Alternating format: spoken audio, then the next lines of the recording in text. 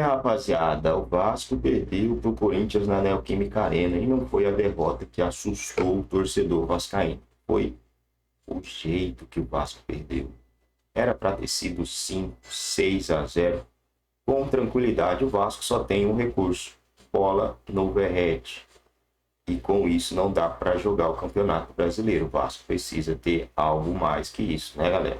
Vamos ver o que Pedrosa e os demais aí têm a falar sobre essa derrota horrorosa que o Vasco sofreu. Tava com o time reserva, óbvio, mas foi uma derrota aí acachapante.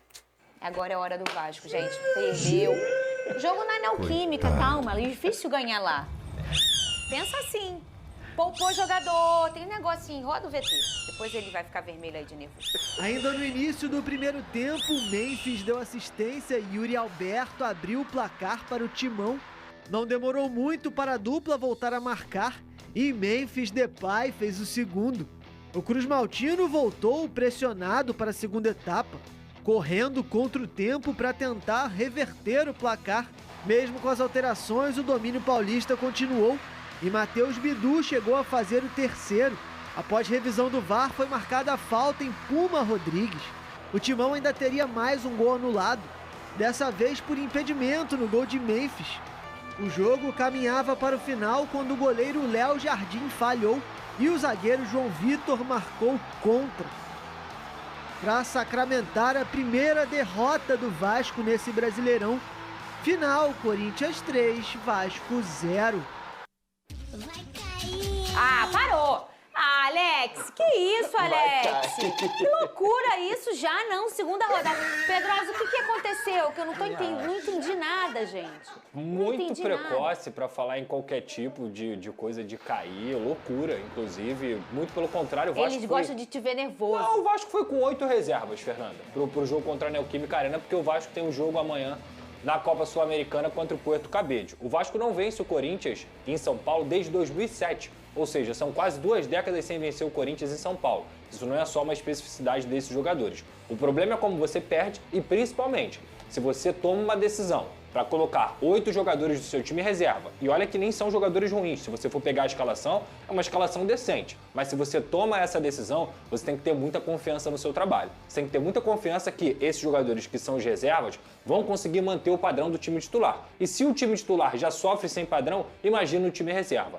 Então, assim, se o Carille, até comentei isso na minha crônica, se o Carille é um treinador conhecido por montar boas defesas, a depender do trabalho dele no Vasco da Gama, essa forma vai acabar. Porque o Vasco é uma equipe que é muito frágil. Nos últimos 3 jogos, o Vasco tomou 9 gols. 1 contra o Santos, 3 contra o Melgar, entregando o jogo na Copa Sul-Americana, e 5 contra o Corinthians. É que só 3 valeram. Mas foram 5 gols sofridos contra o Corinthians. E digo mais, o Corinthians nem forçou, o Corinthians nem fez a partida da vida dele. E resolveu o jogo na transição rápida, dando a bola para o Vasco da Gama e na individualidade do Memphis e também do Yuri Alberto, que são baita atacantes aí do futebol brasileiro. Mas é vergonhoso o trabalho que o Fábio Carille fez nessa partida, é vergonhoso como o Vasco jogou, inclusive a entrevista do Verratti, apesar de ter poupado o treinador, desculpa, os jogadores têm responsabilidade? Muita. O João Vitor fez uma partida terrível, o Pumita fez uma partida terrível, o meio-campo do Vasco, Jair, Cocão e Tietê, não sabiam se encaixar, não sabiam quando eles tinham que pressionar, quando não tinham que pressionar, e por isso deixavam um espaço enorme. O Vasco é dependente totalmente das jogadas aéreas do Verratti, eu não digo nem só jogada aérea, mas também como referência. O Ryan não é 9, se a diretoria acha que o Ryan não é 9, ele tá errado, a diretoria. O Vasco precisaria de um centroavante reserva na ausência do Verratti, porque vai ter que poupar o Verratti mais vezes e vai ter que poupar jogadores mais vezes. Só que você pode poupar quando o seu time tem uma coerência, um treinamento bem feito. Aí você entende que aquele time todo tem uma metodologia de trabalho. Esse Vasco que entrou em campo contra o Corinthians, desculpa, pra mim não tem metodologia nenhuma, não tem nada, absolutamente nada, e por isso foi um alvo fácil aí pro Corinthians na Neoquímica Arena. A questão não é como se perde. O Vasco vencer do Corinthians seria muito difícil até mesmo com o time titular. Agora, tomar 5 gols? Apesar de 3 valores, tomar 5 gols, é normal esse vexame pro torcedor do Vasco? É normal o trabalho que o Fábio Carille tá fazendo? Aí todo mundo que tem algum tipo de crítica ao Carille tá coberto de razão. Porque isso aí não tem nada a ver com que um time decente, que o Vasco tem um time decente, joga de futebol. Tem mesmo. Vamos ver o que o Carille falou sobre a opção de poupar os jogadores. Cadê? Em algum momento a gente teria que fazer isso, né? Jogamos domingo, jogamos quarta com viagem, jogamos hoje, tem jogo terça, sábado, terça novamente depois lá no Ceará. Em algum momento ia ter que fazer isso, os números mostraram para a gente ter uma certa preocupação, né? Tem jogadores que são muito importantes no nosso grupo, que é o caso do Coutinho, que eu já perdi 2 vezes esse ano. Vene Casagrande, foi o que o Pedrosa falou, é questão do padrão, né? A gente não consegue assistir isso aos jogos do Vasco. Antes mesmo da gente mostrar essas reportagens sobre o Vasco, o Pedrosa comentar, a gente estava conversando aqui no off, é sobre o padrão tático. Você pode poupar em determinado momento, eu não sou contra poupar. Se há um planejamento adotado pela comissão técnica, eles entendem que esse é o melhor caminho, poupar contra o Corinthians. E perder para o Corinthians, mesmo que seja com o time titular, teoricamente é um resultado normal dentro da Arena Neoquímica. Só que a forma como perdeu que me chamou muita atenção.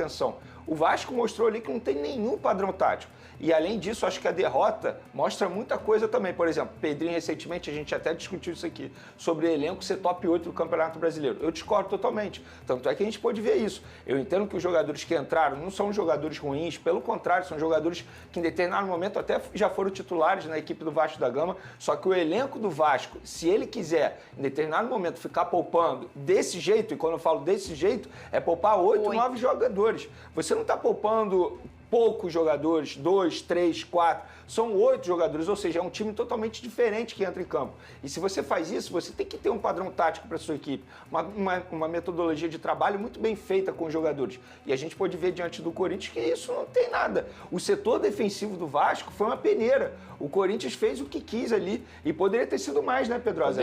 Foram 5 gols, mas assim, 2 anulados, beleza, só que poderia ter sido mais. Foi uma partida extremamente fácil. A forma como o setor ofensivo ali trabalhou em cima do setor defensivo do Vasco da Gama foi muito fácil.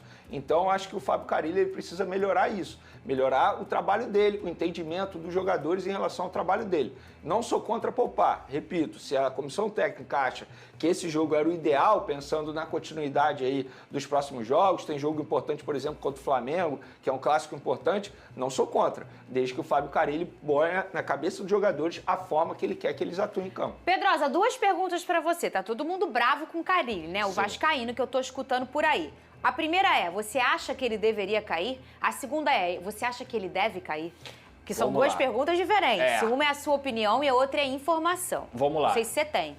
Eu vou unir as duas situações para poder explicar, porque a informação que eu tive assim que acabou o jogo, eu fui procurar apurar com as minhas fontes e ele não cairia por conta desse jogo contra o Corinthians, até porque essa decisão de poupar os jogadores não foi só dele. Toda a comissão técnica entendeu que era o momento de poupar, porque o Vasco joga na terça e veio de uma viagem complicada no Peru. Então, esses 2 próximos jogos, Puerto Cabello em São Januário, terça-feira, Copa Sul-Americana, e Sport também no Campeonato Brasileiro no próximo sábado, são jogos decisivos para o Carille. Se ele não vencer jogando bem, a chance dele cair é muito grande. Isso aqui é uma informação.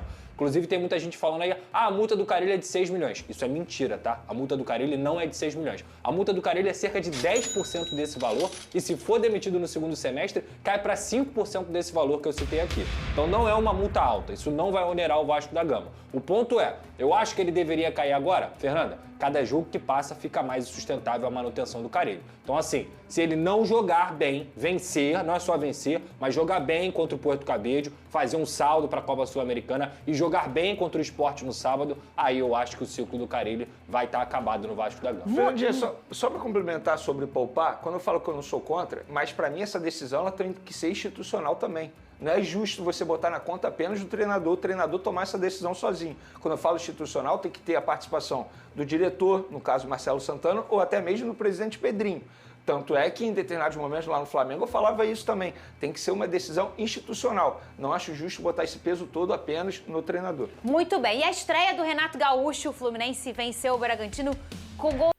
Galera, a situação do Vasco não é das melhores, né? A situação do Carille também não.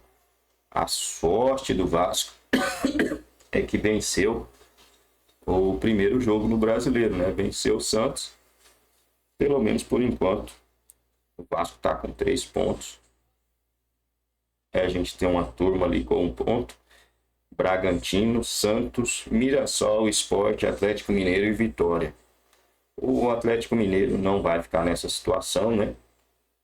Quem eu acredito que vai ficar ali é o Mirassol, o Sport e o Vitória. Acho que esses times aí vão brigar na zona do rebaixamento.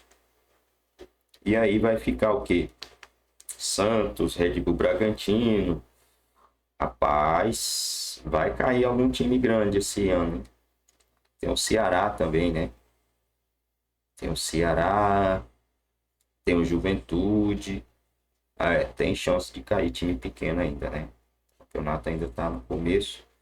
Mas Mirassol, Sport e Vitória, para mim, esses 3 aí já são candidatíssimos aí à Série B do campeonato, juntamente com o Santos também, né? O Santos, se não se mexer, é candidato. O Vasco, se não se mexer, também vai se tornar um candidato.